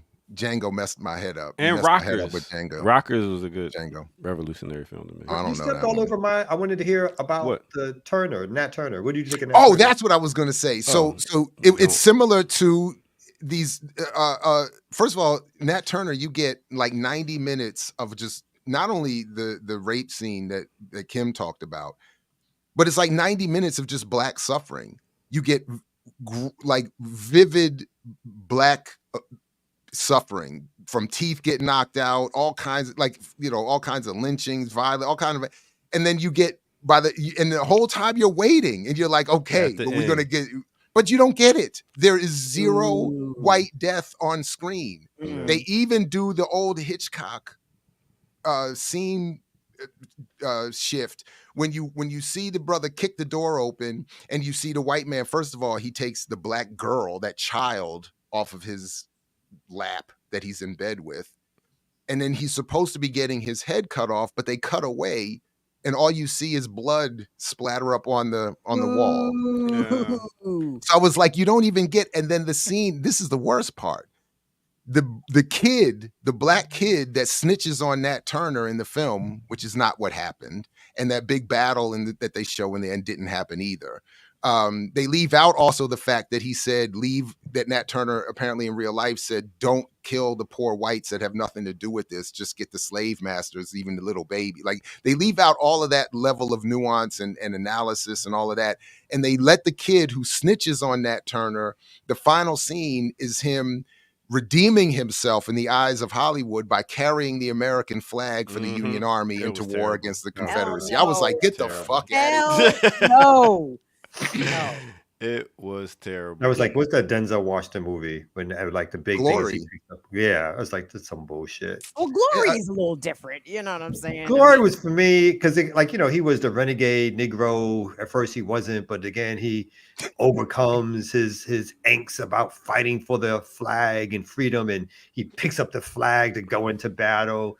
It's like that twisty Hollywood shit. It's like, get the fuck out of here. So that part of it, yeah, that would bother me to no end. So that's the glorious sort of resistance that we do, is we fight in the Union to save the Union. Yeah. So what about Drop Squad? I don't remember. I used to love that I movie. don't remember it enough. I think that might be the most maybe on point. And that was Spike, wasn't it? That was Spike. Yeah. It was Spike before he You remember that, Kim? Drop Squad? Never seen it.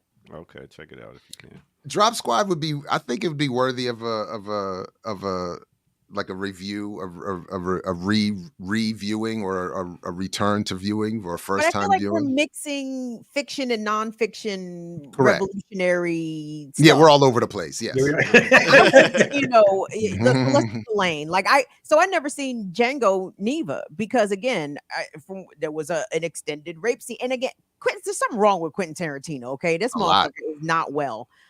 Something's the matter with him because there's rape scenes in damn near all of his movies, right? It don't even matter who's getting raped. Ving Rhames, Kerry Washington, like somehow a black person, is taking a that's temporal L in his fucking movies.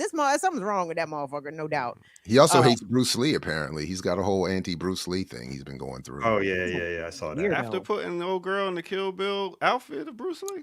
But that was the point. So thanks to all these wonderful video essays on YouTube, thanks to our Google overlords, appreciate you. Never would I say a negative word about you.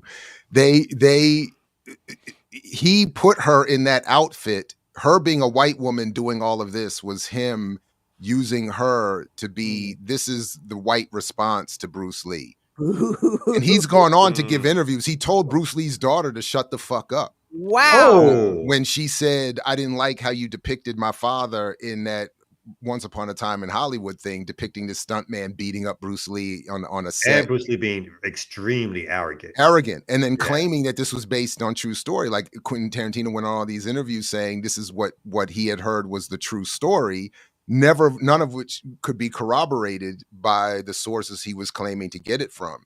So it's just to Kim's point, he's just on this when he's done with the black folks, then he's going for Chinese, for the Asians now too. He does not he's taken out, when he was working back in the day at Blockbuster, whatever he was working, thinking he was going to be a superstar. He was just waiting. He was like, I'm gonna get all these ends and Asian. I'm gonna get all of them back. Get them all back. I'm gonna get them all back. Wait, just wait. Oh, I can't say nigga. I'm gonna put nigga 200 times in this script, niggas. Exactly. And I'm gonna make niggas say niggas 200 times. Other niggas. Right. Where's Sam, man? I know he can. Where's Sam? Sam will do it. He's like Mikey with the cereal. Give Sam the N-word script. He'll say it. He'll add it when it's not in there. Oh my God. All right, we did one story. Let me get out of here. Oh wow. You Did he be do the his one break? I don't even derailing remember the his break. stories. Where was his break? Akinelli and Brokish. Shout out to Sister Erica and Amber. Y'all that's check out the right. latest episode of Brokish. Available here on Black Liberation Media, as is the Remix Morning Show, now extended to 4 days a Yeah. week, 8 a.m. to 10 a.m. But y'all go to 11 on Fridays. Is that accurate? Not Nope. supposed We'll to. run but over. We had a little issue that needed further discussion last week, and from what I saw online yesterday, I think we might be in for some extended discussion tomorrow too, because Curtis went in on Jill Stein and then apparently voted for Kamala. So it's like I don't know what to say. So we'll wrap. I hope he has a it good tomorrow. argument. I was like, wait a minute. Your main argument was that Jill Stein is a Zionist and supports genocide, like secretly or behind closed doors. But then you go and vote for the person who openly supports. Save it for tomorrow. Oh, okay, my bad. We have to. He's not here, so it's just we just gonna It's a little preamble. So yes, to Kim's point, it might be a 10 plus, a.m. tomorrow, whatever. So tune into that. Set your bells and your notifications for all the programming offerings here on Black Liberation Media. It's Kim, Jared, Kamau, Ed, Dr. Remixers. Thank y'all, as usual. Engage. Y'all like the shit. Subscribe to the shit, our shit, all the shit. Thank you so much. And go to our satellite channels as well. I Mix What I Like. Are we still sending people to the Remix Morning Show? Well, yeah, fuck it. Go find the Remix Morning Show YouTube channel. Go subscribe over there as well. And if you want to support us with material support, blkliberationmedia.org, patreon.com/Black Liberation Media. Ungrateful ass Kamau. Kamau said he doesn't appreciate the free support. Let me say, I appreciate the free support. I appreciate all of our chatters, our commenters, our likers, our subscribers. Do what you can for the channel. If you can't send us any material resources, just You be can't, here or you is a lot. won't. Because time is actually your most valuable commodity. So the fact that you spend any time here with us on this channel, we appreciate it in spite of Stop and Frisk Kamau. Kamau. Thank you for donating, as you're driving someplace at your job with your headphones on, doing something at home. We appreciate that. But nothing speaks like cash. Let's just be clear. We got a good donation earlier today. One so far today, just one. Thank you. But see, that one might be making up for the 10 who want to donate but may not be able to. All that money they're getting from Kamala. Black Liberation. So I think one method I employ is that if I catch myself spending $3.99 to rent some piece of shit film, I'll throw $3.99 at some platform that need, you know what I mean? That's what I'm, when you're down to when you're really weighing things, it's really that's those are the discretionary funds that I would be targeting. And let's make it 10 or more. $3.99, 10 or more. But some of these movie rentals are $3.99, and then it's like it's worth not even that. And is now when the newer films come out on the digital, they want you to spend $20 at the house or whatever.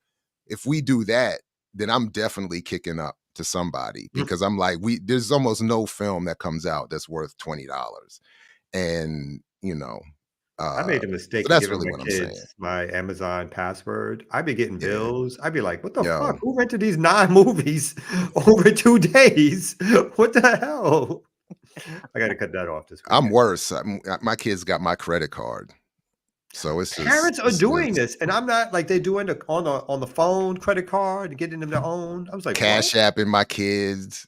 Yeah, I don't know what that's about. You got to come to me. Come to me. Nah, yeah.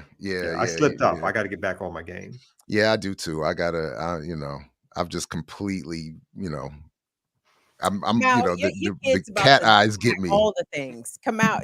You're not gonna be able to keep up with your children. Your kids are Gen Alpha. Come out. Your kids are 2 generations. They're 2 generations improved upon you. By the time they get teenagers, the laps. These children gonna be running around you. Jesus. Oh yeah, I agree. Kamau said, I thought I had $500 here, and then here come Maya with with something brand new and sparkly. How'd you get that? I feel like the last 2 years are my last times of control. This is slow. Like exactly what you're saying. This is slowly moving towards that period as we speak. Oh, the balance of power is about to shift. Yeah. Because your children are sharp. You know what I'm saying? Your daughter's very sharp. Your son is coming on up. You know what I'm saying? He's still a little boy, but the girl about to be running circles around you, sir. He a little boy, but he knows what Amazon is. Of course. He's like costume for like, what should I be? Oh, I should make this up. And he's picking out accessories from like 12 different stores to be a samurai. Like, can't you find one fucking costume? One of those like costumes that you just like slip on. They come in the feet. In the box. In the box, yeah. You know what I'm saying? What is all this accessories? I got a sword. I got a mask from here. I got a belt from there. It's like, B, you're killing me right now. You're killing me. You're 9. You don't need all this. It's not a show. You're not going to a show. But he's a Leo, so he got it. So anyway, you were saying. No, Marley said, I can't go to homecoming in heels now because I'm on crutches and whatnot. So she said, buy me the new Jordans so I can have. And I was halfway typing. My wife had to interrupt. Was like, "What are you doing? She don't need no new Jordans." And I was over there like, "What size you need? The little cat eyes, Daddy. I need some Jordans." I was like, "I'll get them. What size you need? Overnight shipping." Oh, she's still about to get them. She's about to get something. We suckers for our daughters. I took my daughter to go get a new dress for a homecoming thing that she gonna wear one time and never wear again this Saturday. God damn. It don't matter. I still have all my homecoming dresses, if that makes you feel any better, Air Doctor. And my graduation dress, which I can still fit. Oh, damn. All right. Really? He said, really? Why is it? I mean, I meant it in a good way. I mean, let me shut up. But yes, it still fits. I can still zip it. Let's put it that way. Should I wear it? Probably not. But can I? I can. But anywho. I got your story. I got yours. Oh, you got it? Did you get either one? Because I know Jared has TikTok. I'm not sure if Brother Kamau. You want to bring it up, Jared? Yeah, I got it. Because you're talking about the State Department press conference, and I just anyone giving the State Department spokespeople some smoke is talking with an accent. so here we go. Matt, thank you. Yesterday you said that you should look at your record in Gaza. Since May, there has been a decrease in the food aid that's gone in, despite America saying that they need the Israelis to do more. It's now estimated that 2.2 million people are either facing famine or food insecurity. Add to that the fact that from the podium yesterday, you described as horrendous the attack on a hospital by Israel, and the United States continues to send weapons to Israel. What are you proud about what the United States has done? If you look at our record, if you listen to my full presentation yesterday, you would have heard I said our interventions with the government of Israel started in the days immediately after October 7th to make sure that humanitarian assistance got in. And we saw them let the first trucks come in through Rafah. We then intervened with them to get Kerem Shalom open, to get Erez open, to get the route open so humanitarian assistance from Jordan could come in. Now, there have been times when assistance has decreased, when it has stagnated, and when that's happened, we've intervened again to make sure it returns to the levels it needs to be. That's what we are doing now, and we're going to watch and see what happens and monitor the results closely. Sorry, want a follow-up on that? Just a follow-up on that, please, Daphne, Matt? No. No. No. You're walking down the road where I don't have any smart ass answers for. You're Mm. basically calling us out for genocide. No more, no follow-ups. No follow-up questions, right? Which is what most American leaders are used to. They're not used to follow-up questions. They're not used to even being asked hard questions. And the world is reacting to the horrendous scenes from the latest hospital in Gaza being attacked by Israeli forces. The child, oh my God, like the scenes are so horrific. They're almost indescribable. And the United States continues to not only send these missiles, these bombs, but are now sending the THAAD air defense, missile defense system, of which 100 soldiers on the ground, yeah, right, with soldiers on the ground operating it. So it doesn't appear as though America is backing away at all from the genocidal regime. Doesn't seem as though there's no ceasefire on the horizon, though I think some reports indicated that Hezbollah is trying to seek a ceasefire. And again, I can only shout out Hezbollah and fucking Iran and the Houthis, because when they let the chopper sing, they letting the chopper sing on military installations. They're letting the chopper sing on military targets. They are not leveling residential areas. They are not bombing homes, as has been done for the past year in Palestine and now happening in Lebanon. There was an attack on a city in Lebanon in the north of the country that is predominantly Christian, not Muslim, not Sunni, not Hezbollah. And Israel is indiscriminately targeting civilians in another country, as they have been doing in Gaza. And the United States is just, well, we'll just send some more stuff. We'll send some assistance. We'll do what did they just say? We're doing a 30 day what? It wasn't a moratorium, but something's about to happen for the next 30 days. Oh, no, if he doesn't change his policy or something in 30 days, then they will consider like not sending as many weapons. It was some bullshit like that. So nothing is happening in these 30 days. It's like, we're going to monitor the situation more closely. And in 30 days, we're not going to do anything, basically. But yeah. The other thing they do is they like basically the style of these State Department hacks is anytime they're asked a question, they go and say, "Oh, we're speaking to the Israeli government about it." So any question around, well, this just took place, this is like we're in conversation with the Israeli government about finding out what took place and blah blah blah. Or that we have our persons talking to the Israeli government to make sure that they understand our present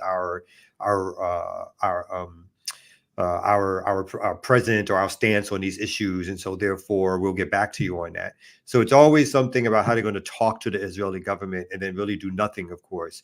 And like that's been the whole year, right? So that's why at the very least I like that they get smoke.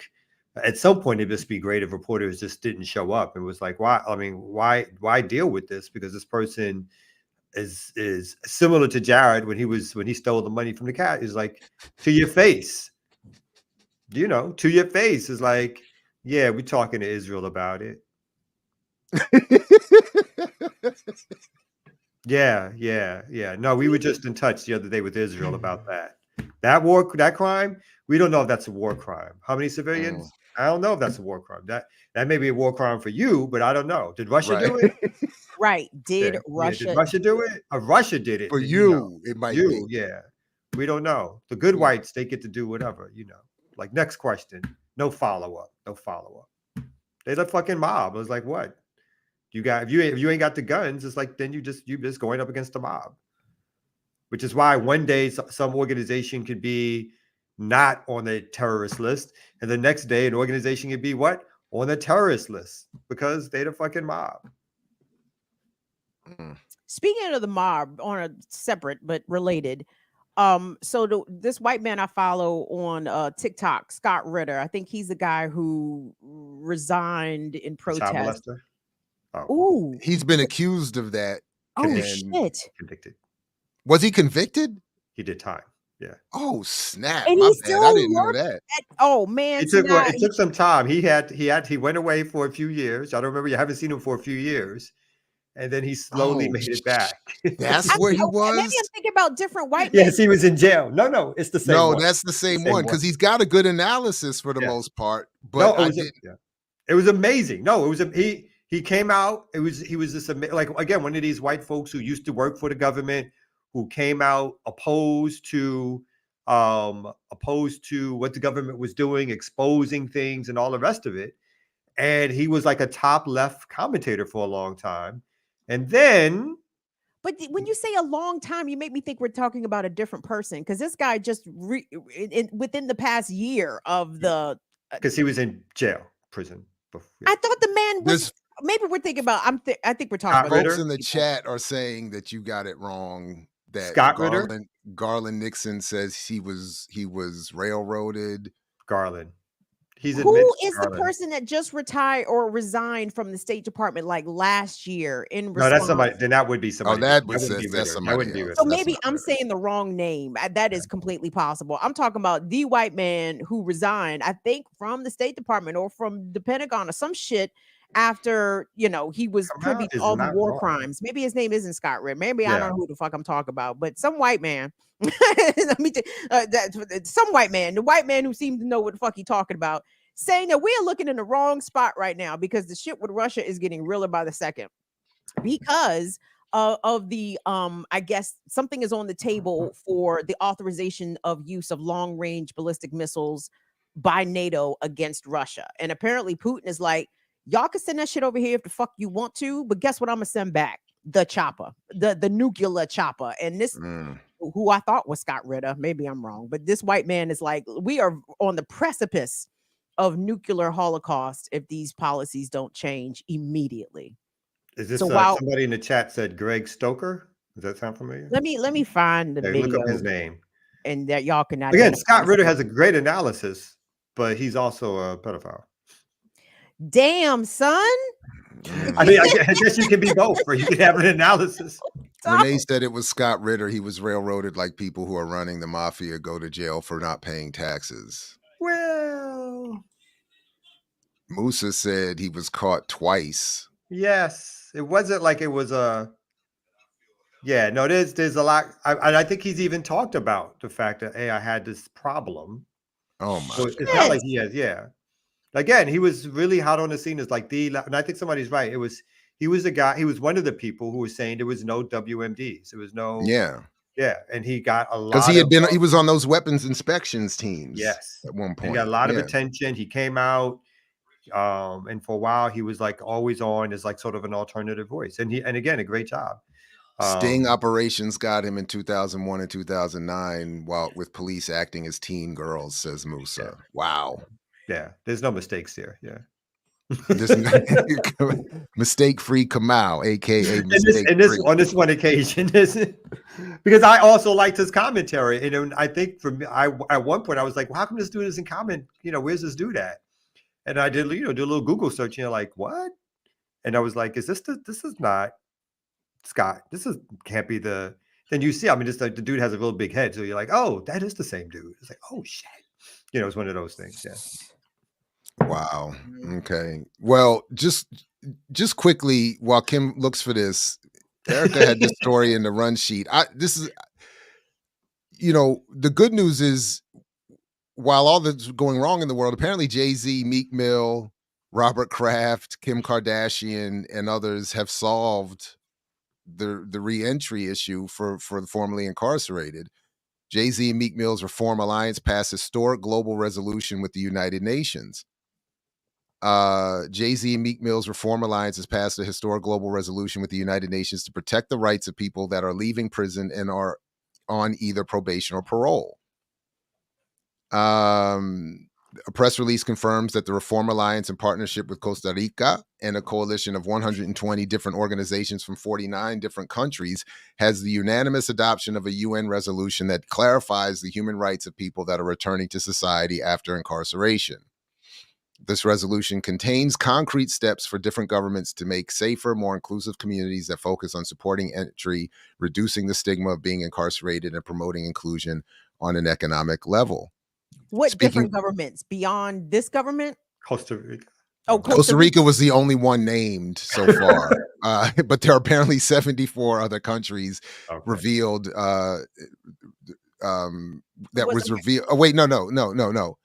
120 different organizations from 49 different countries adopted this. That the issue was that there were 74 countries revealed during last year's Human Rights Council. This resolution began more than 2 years ago with a joint statement from 74 countries that was revealed during last year's Human Rights Council, but apparently only 49 of them signed on to it. I don't know. Did Speaking America for the sign on? Did the U.S. sign on, or is Jay-Z just encouraging and Meek Mill are So far, it encouraging? doesn't say. so far it doesn't say the United States is on the list, and it doesn't say that at all in this story. Well, but and that's super cute. Thank you, Jay-Z, for nothing. Well- I mean, it's the U.S. has more people locked up than anywhere, so the U.S. ain't part of this. So what are we doing? let me get the I'm sorry. official I'm gonna statement shut up. here from no, but this is important because this is coming from Kim Kardashian, and so we got to get this. She says too often people coming out of prison or on supervision are treated as outcasts, their potential overlooked, and their humanity ignored. This resolution, sponsored by Costa Rica and a diverse group of countries around the world, is a powerful Not including the declaration. US. not including America. They couldn't promise a concert someplace for a country to adopt this shit. He's busy. They're doing Super Bowls, Kamal. They don't have time for And ducking and yeah. dodging rumors. Yeah. Ducking and dodging that rumor mill. That's a good point. My favorite is this last part here, though. It concludes by saying Jay-Z Meek Mill announced the launch of the Reform Alliance organization in 2019. The organization was inspired by Meek's battles with the law and is dedicated to reforming parole and probation policies. The list of the group's founding partners includes 76ers owner Michael Rubin, Patriots owner Robert Kraft, Nets owner Clara Wu Tsai, hedge fund manager investor Daniel Loeb, cryptocurrency titan Michael Novogratz, and Vista Equity Partners founder Robert Smith.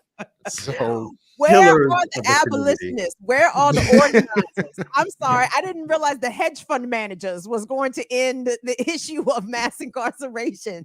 These niggas is steady playing in our face, okay? Playing ga in our face.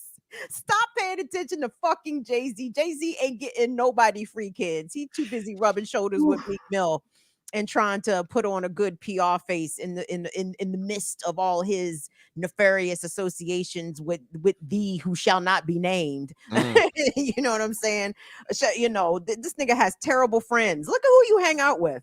I mean, it is funny that, no disrespect to Costa Rica, obviously, but it is funny that they're the only country named multiple times in this short story, that everyone else is just in the rest of them.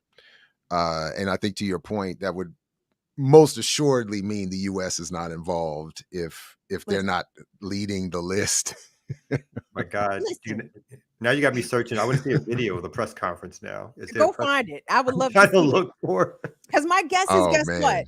There are more penitentiaries in the state of Maryland than there are probably in the entire country of Costa Rica. Okay. You know what I'm saying? You know what I'm saying? There's more people probably locked up in Maryland than there are in the whole of Costa Rica. No, just shout out to Costa Rica for that, by the way. You know what I'm saying? But it's cool if Costa Rica sign on to the, I think you're right. So as of December 2022, there were 17,829 people in prison in Costa Rica. Let me look up Maryland real quick. There might be 17,000 Jessup by themselves. I was about to say, I think we can. I think my state proudly locks up more than 17,000. I'm. Yeah, in Maryland, 32,000 people, almost twice as much. 32,000 people are incarcerated, and 62,000 are on probation or parole. Nigga, look at me knowing without knowing. Look at me knowing. Look at me knowing without knowing. I knew my state. That's what I'm talking about. Lock them more up. Of course, we got more than Costa Ricans got. Right. Cambridge, That's wild. Cumberland, Hagerstown, Jessup. Yeah. Where else they got penitentiaries? Woo! Not little joints neither. So no, yeah. Jay-Z playing in y'all face. Look at him continuing to play in y'all face. And famed abolitionist Kim Kardashian, of course. Who is back to looking white? I think they're all back to looking white again. All the sisters are back to looking white. Oh, is that what they? Is that how it works? Yeah. I guess. Did she ever pass the bar? No. You said no. I don't think she took it. I think she took the baby bar. I don't think she's actually couldn't pass that one, right? Was that the one? Oh, She failed something like 4 times and shit. See, I know I'm all looking that up now conspiracy too. industry. Well, She she's not passed the wasting money baby on Wall bar. Street. Yeah. No. As of 2021, she is, or no, as of 2024, she has not passed the California General Bar exam, but successfully passed the baby bar in 2021. Wow. And that's probably the achievement, right? Like the goal is not to be a barred lawyer, right? No. She wanted to, but I mean, I thought she wanted to, yeah. yeah. But once she sat down with that shit, it was like. And Leah's asking, what is the baby bar? I don't know the exact difference. In New York, we have, I don't know what they do in California. In New York, we have an ethics exam that sometimes is called a baby bar. So maybe it's something similar in California. You got to pass one small, it's not a huge test, but you got to pass that before you graduate from school and before you take the bar. So Google says passing the baby bar allows first-year law students to receive credit for the education they have completed and allows them to continue completing their JD. Oh, very nice. Very nice. Very lovely. Yeah. So I sent y'all a TikTok. Now y'all tell me who this white man is, because I'm bad at keeping my whites straight. I get the whites confused because they look alike. Oh, this is Scott Ritter. Yeah, that's the white. Oh man, I'll pull it up here. Man is bad with kids, because now I can't like him no more. No, he's got a great analysis though. God damn it. He's on point with that part. But look at how the men fuck it all up. You can't even like them. You can't even like one, because then you just look under the hood just a little bit, and he's a dirtbag. God damn it. Yeah. And it could be like, he might have been targeted already because of all the things he was saying. It was anti-U.S. to the U.S. government and telling the truth about the U.S. government's role. And it could be, it was like, hey, you know what? When we were investigating this motherfucker for that, look what we found. And so they could have been something like that. So not that excuses any part of his behavior, but let's be clear. But you can bring it up. You don't need. No, I thought we were not gonna platform him. Are we doing that? I'm my bad. I was gonna go to no, for folks just to verify that this is. Yeah, let the chat verify whatever. But yeah, this is Scott Ritter. Though. But can I say this again? Hold on. But it's proof positive that not even such an allegation can keep a white man down. You can't hold him back. It didn't stop. One monkey doesn't stop no show. This man is everywhere.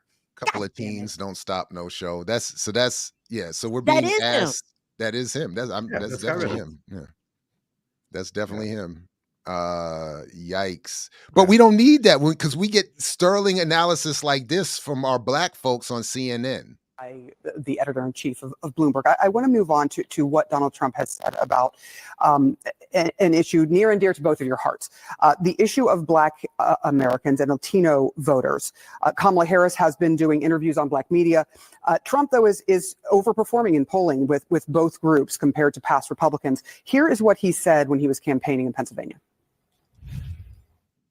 Any African American or Hispanic, and you know how well I'm doing there, that votes for Kamala, you got to have your head examined, because they are really screwing you. They are really screwing you. It is Kamala, for the record, but he is denigrating voters for making a choice that he does not like. Shelley, to you, what does he achieve with this? Well, first of all, how is he denigrating voters?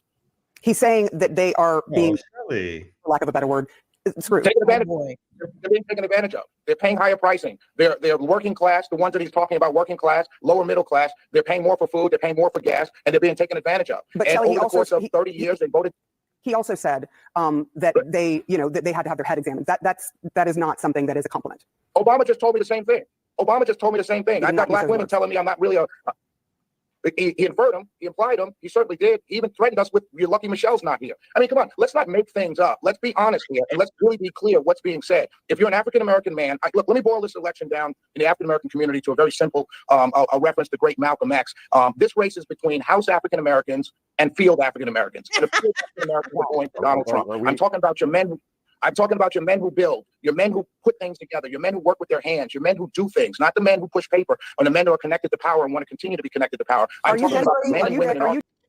So I know the whole video is like 6 Shelley. minutes, but yeah. So That's y'all homie. remind folks about your homie and how he's accurately representing Malcolm's point. That's your man's about the friend House who's of no the longer Field. on the platform. Just to let y'all know. That's how I met him. That's how I met him. Y'all ain't right, man. Snitching, immediately snitching. It was him. Nah, That's that's how I not met the him. boy. I didn't know that dude from nobody. Nah, He that's not wasn't the in my boy. circle. He wasn't in my circle. Now you didn't dap him up. Now you don't know this now. Okay. No, Kamal threatened him. Like, sit down, boy. I pop you in your face. We got to dig that one out. You got to. That has to be on the Throwback Thursdays. That was a great Son. episode. Son, niggas. I thought chairs was about to get tossed. That shit was crazy. But hold on. Who was that? Who was the light skin correcting the pronunciation of Kamala? She was upset again. She's the host. I'm not sure who she is. She's the host of this CNN. CNN segment. Yeah. So I don't know. She was triggered by the mispronunciation of the black woman's name again. She made sure that was corrected. Oh my Otherwise, God. we could not go on. Please invite me on CNN so I can call her Kamala every minute. Every time she would be Kamala. Vice President Kamala Harris. It's Kamala. Yeah, I said it. Kamala. What? You ain't hear me? Don't shame my pronunciation. Right. Kamala. But anyway, Trump. This nigga Trump, y'all. I know Trump. Well, they're both going to lead us to the apocalypse. To be clear, it's either we're going to be on the fast track or the less fast track to the apocalypse, regardless of Trump or Harris being elected. But God damn it, I know I ain't shit for laughing at Trump. This nigga Trump is hilarious. What did he say? He said, I agree. They're really screwed. Sir, Republicans aren't screwing black people with intention, aren't denigrating immigrant. Like, be serious. Like, come on. You're not listening. He said he's done more for black folks and Hispanics than anybody. For the blacks. For the blacks For the and blacks. the Hispanics, they love me. I created more black jobs than anybody. That's the shit too. Like, it's just like he's so crazy that we just laugh at him. But obviously, he's a serious threat also. He's Very serious. Yeah. And I keep going back to the debate. People are like, you know what? As crazy as Trump was, it's so normalized. His craziness is so normalized for us that, all the shit that he said didn't, except for the black jobs thing, didn't really get noticed because Biden was a fucking zombie. So it's almost like we're so used to Trump doing this stuff that, for all of us, I guess, like, in the serious ways, like, he is a serious threat, whether he wins or loses. Because if he loses, he activates his militia folks on the ground. And if he wins, I bet, like, he's going to do pardons for all those crazy people on January 6th. He's going to try to follow, because he's going to be pushed. I don't like, I'm still debating whether or not I think how dumb he really is, whether any of these are some of his serious politics, or whether or not he's just been maneuvered into a particular space with because he has these general ideas. I really don't think he reads, but he's definitely, their right-wing god right now. And when he's gone and somebody else who's smarter takes over, it's going to be even worse, whatever. There was one piece that I left out. So I actually, when I did a little review of the Harris and Roland Martin interview, there was one thing that I forgot, even in my own notes, which is just embarrassing and pathetic, but is that at one point, because they continue to use Trump to fearmonger. So at one point, Roland asks her something about black people in education, and Harris says, well, my opponent is going to disband the Department of Education. He said he's going to get rid of the Department of Education. So, you got to vote for me. And then I was like, wait a minute. I did a quick little Google search. First of all, the Department of Education, I didn't even know this, apparently does not oversee much of how the educational the money is allotted to schools. So, like, they're not even doing that for the most part. And then, of course, it would require an act of Congress to do any of that. So instead of saying, look, vote for me because I have good policies, and while he's out here fear-mongering, we would at least know that congressionally he can't just blah, blah, blah. No, they're like, no. He's going to do all of that. If you let him in, it's just somehow more genocide. Somehow everything's just going to he's just going to disband all government, and we're going to have no democracy left. And then I'm like, So what about the rest of the balances that you all and then so then again, and I'll stop here because bring Ear Doctor back, but if really this is the last thing stopping us, if Kamala Harris is really the last thing stopping us from the brown shirts and all of that, then please be doing more than telling us just to vote. You know what I'm saying? You know, like, please be doing more. If that's really, anyway, Ear Doctor. We got to find that Obama clip because you giving Obama speech. You know what I'm saying? That's why y'all got to vote. You know what I'm saying? Black men. You know what I'm saying? Yeah. That's why y'all got to vote. I just wanted to He's show talking y'all. to you, Ear Doctor. I just wanted to show y'all Albany projects. Oh my God! You took off your mask in this. I'm talking. Stop. Stop. No. See, that's the misinformation and the disinformation. Because, hey, listen. Right now, those 3 people on that set are doing more to protect your ass, and then you are doing to protect them. And that is because you are locked part and parcel with the white supremacists in chief, but you're using the language of black radicalism, and I see right through that shit. Ooh, everybody was cursing. The hands clapping. When you know black people do this when they talking, it's going down. Everybody was cursing and clapping hands that day.